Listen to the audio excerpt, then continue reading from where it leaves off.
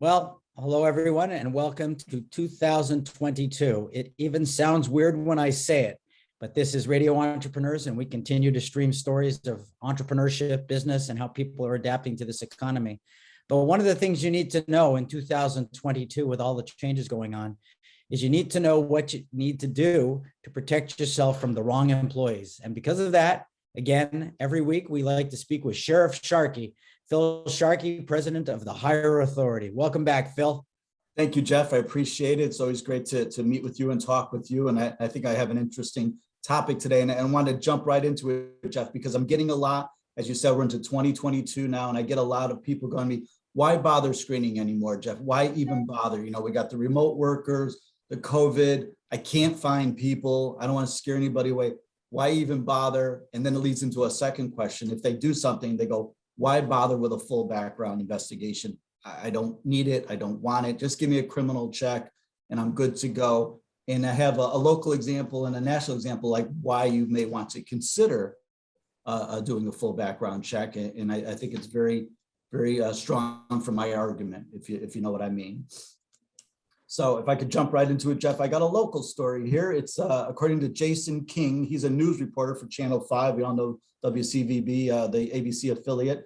And they have court documents state that a former Timberlane High School teacher who is accused of inappropriately touching students and charged with sexual assault right now was let go from another New Hampshire school for similar complaints. This was reported on the December 30th, 2021 broadcast. Timberlane High School, by the way, is in Plastow, New Hampshire, just over the Mass border. So this definitely hits right at home.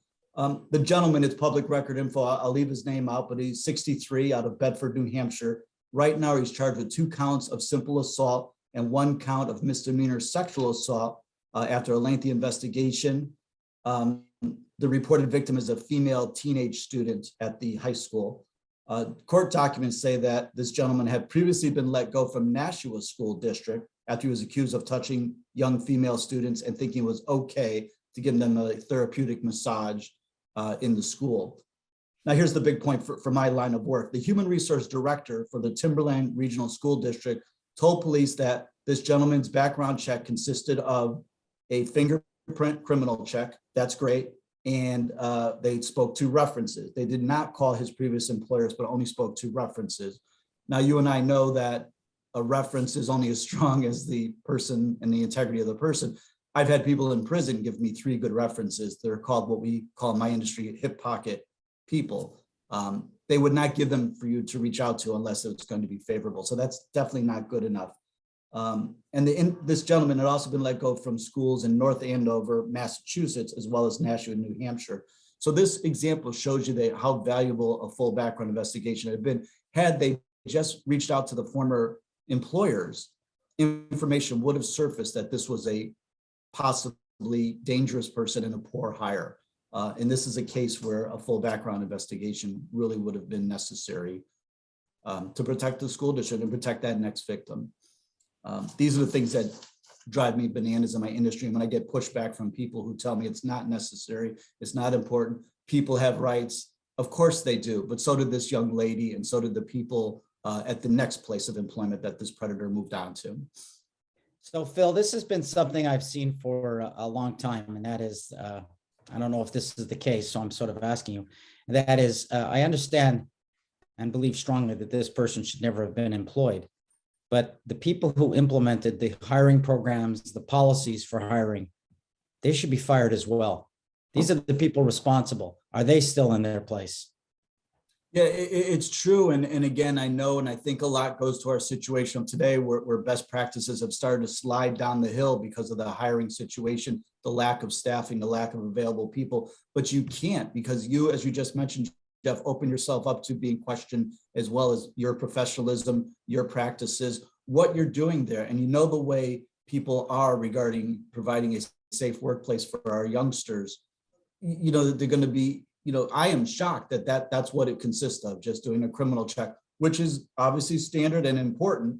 But with a lot of people, it hasn't happened yet. In this gentleman's future, a criminal check would be outstanding, but it's his past. It hasn't resulted in criminal charges to this point or convictions, but all a simple standard background check of checking former employers. I'm not talking about going through someone's trash, invading their privacy, picking up the line and reaching out to where they worked before and saying, hey, we're going to hire them for a similar position. How did they do? Why did they leave?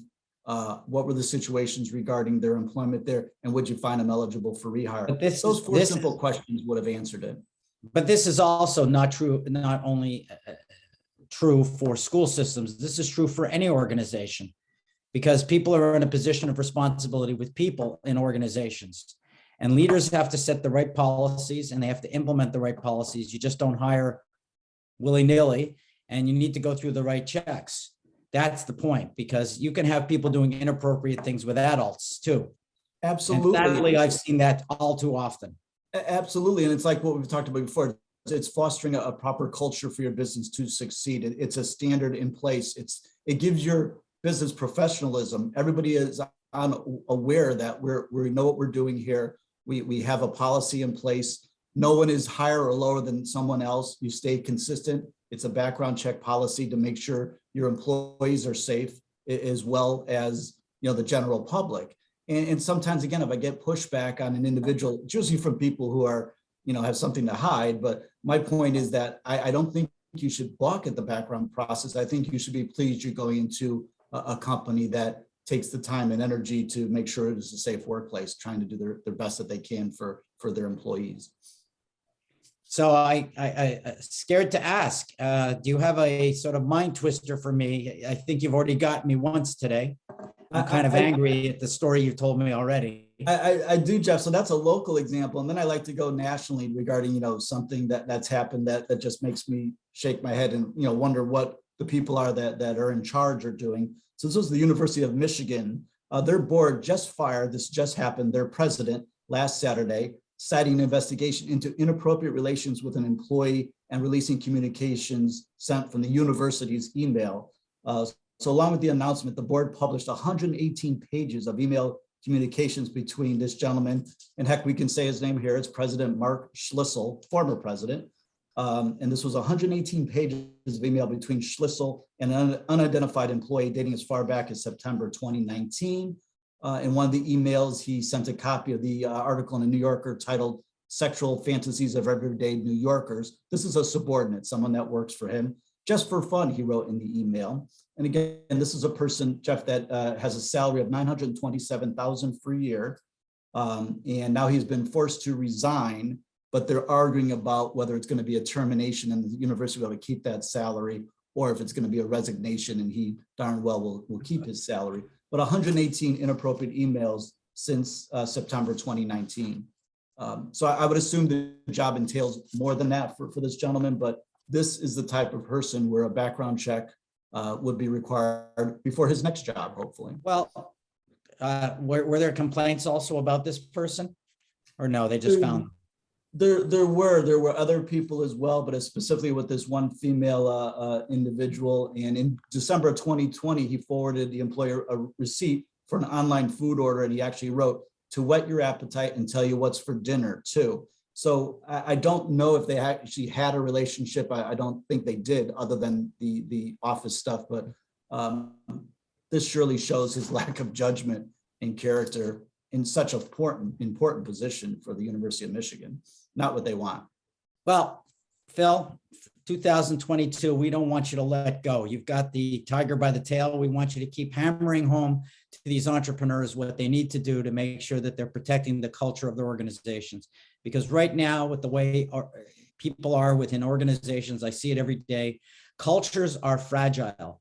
And it doesn't take much for a leader to hurt or destroy a culture. And it's hard to bring it back. So I think you need to keep strong, vigilant, and we look forward to speaking to you again this year. But if someone wants to reach out to you now, how do they find you? Yeah, Jeff, we have clients across the whole country as well as internationally, and we're right on the web at hireauth.com. It's our company name shortened, HIREAUTH.com. You can call us on our toll-free line at 888-230-5901. And you can also email me at psharkey@hireauth.com. Great. I want to thank you again, Phil. My name is Jeffrey Davis. I am a host of Radio Entrepreneurs, also chairman of the board of Mage LLC, management consulting firm here in the Boston and New England area. We are going to take a break and we'll be right back on Radio Entrepreneurs.